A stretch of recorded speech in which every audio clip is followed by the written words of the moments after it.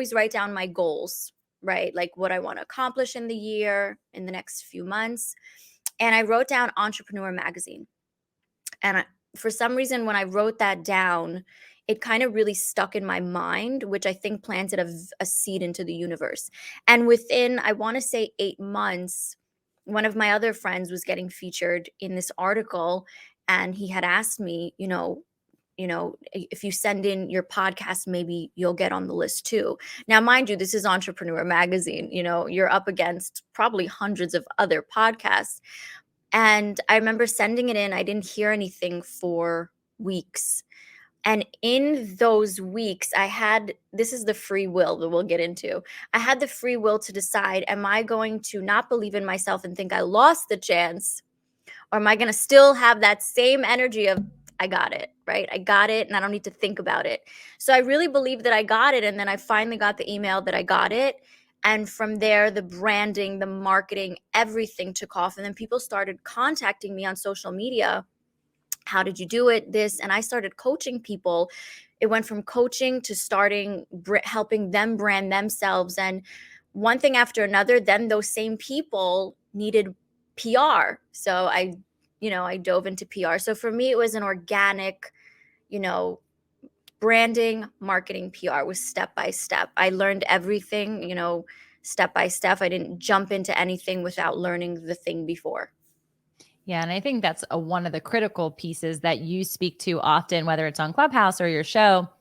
And she also has a show on iHeartRadio called The Money Frequency on Fridays and Sundays. So she's definitely vocal about everything that she's learned. And I think it's interesting because a lot of times people will learn things and then they just keep them in like their own reservoir of information. And like, you must pay in order to get this, right? Like there's a portal, there's an access point, and it takes $1 to extract, where you have always been so giving of the information because one, and this is what I've learned, is that you can give every single thing that you know, but it's the activation of that information that often puts people in that stagnation point where you were talking about. They can take on the world and then they get all the information in front of them, and we do it ourselves. And we're like, wait a second, I can't do this by myself. I need help. I need support. And you are that agent to help support and create that accountability associated to this is the roadmap to get there, but that it looks different for every single person.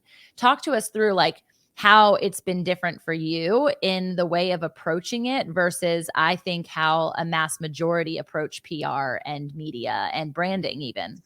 Yeah. And I love this because the truth is I've learned, being in the space and learning it myself and trying to go through other people, is people hold on to information to get paid for their information, which I can understand, right?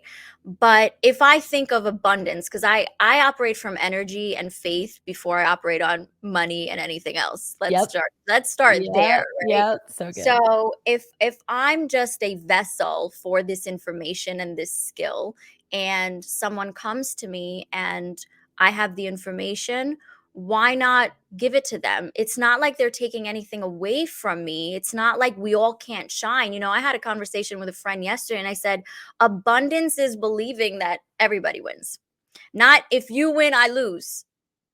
So if you get the information and you do something different with it, great. I can't be like, if you get the information and I do something different, I'm going to lose and you're going to, get the upper hand. If I think like that, I need to check my own spirit.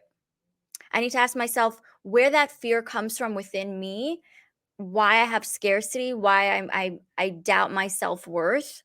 So that all stems from me. So I learned the more I give, the more I'm actually confronting my own fears. I think the word that I was like ruminating on as you were talking about is the creativity piece that comes after you get new information, right? It's like, here is all the things. And because we have our own lens, because we have our own ability, because we perceive things differently based on our own stories and journeys, it's pretty impossible for someone to take the exact same information and do the exact same thing, because we're all created so differently. And that's the part of abundance that I think is beautiful. It's like, if we, threw a bunch of seeds into a garden, are we anticipating that they're all going to be in the exact same way, shape, form? They're all going to face the sun the exact same way? Like, no, that'd be so boring. There's so much beauty in the differentiating qualities of every single person. And yet we can all thrive and survive with the resources that we're given, whether it's money, whether it's light, whether it's love, whether it's patience, whatever fruit of the spirit you want to speak to, natural or not natural. But ultimately it's all meant for us to have that space of prosperity. I think it's so powerful, even when it comes to attention or quote unquote influence. Right. And that's a part where people have been talking even about Web3. I don't know how much conversations you've had in like what that's supposed to look like as it evolves, but to know that we, the creators, are meant to own the things that we're creating and how everyone is going to have access, but not everyone can be a social media influencer. Eventually, if everyone has millions and millions or billions of followers, like who do we believe at that point? And what does that actually look like from a branding perspective? So I'd love, do you have any insight or thought pattern toward what's to become of the media realm? You know, I have to say that people assume that organic media is dying because of all these things that are coming out. And I have to tell you, that's far from the truth. Authenticity is always going to win. Authenticity is timeless. It's classic, right?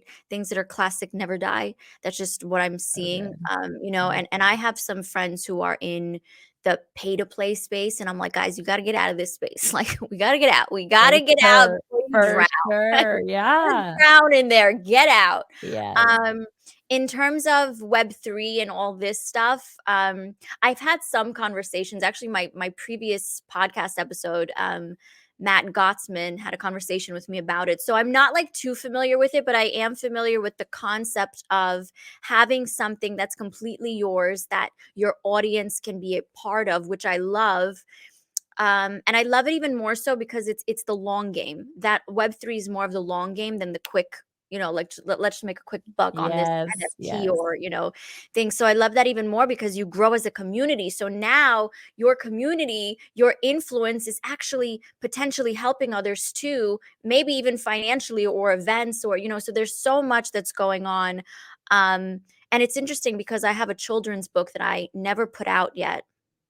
um I went through like 3 different artists and nobody stuck. Like one, my lawyer just didn't want. The other one, she drew something and it was just a whole mess.